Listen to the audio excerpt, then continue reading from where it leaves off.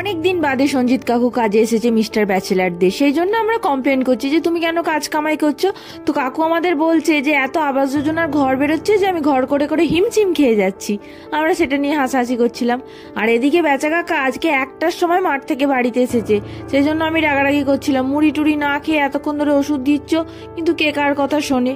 আর mister ব্যাচেলারও আজকে 23শে জানুয়ারি flag তুলে এসে মাঠে গেছে ওষুধ দিতে। সেজন্য আমরা ভাত টাত খাওয়া দাওয়ার পর যখন কলে মুখ ধুতে গেছি ও তখন জুতো পরিষ্কার করছে। আমরা তো বুধবার বেরিয়ে যাব, তো সেই জন্য তার আগে গাছগুলোর একটুখানি খাবার দরকার। তো আমি ওই জন্য একটু সর্ষের খোল ভিজিয়ে ওদেরকে দিয়ে যাব ভেবেছি।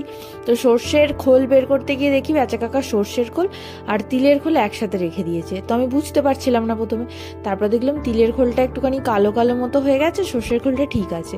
তো তারপরে ওই 5-6 মুঠো মতো সর্ষের খোল নিয়ে আমি ওটাকে ভিজিয়ে দিয়েছিলাম, 3-4 দিন বাদে ওটা গাছে দিয়ে দেবো। আর আজকের ভিডিওটা আমি এখানেই কমপ্লিট করলাম। নমস্কার।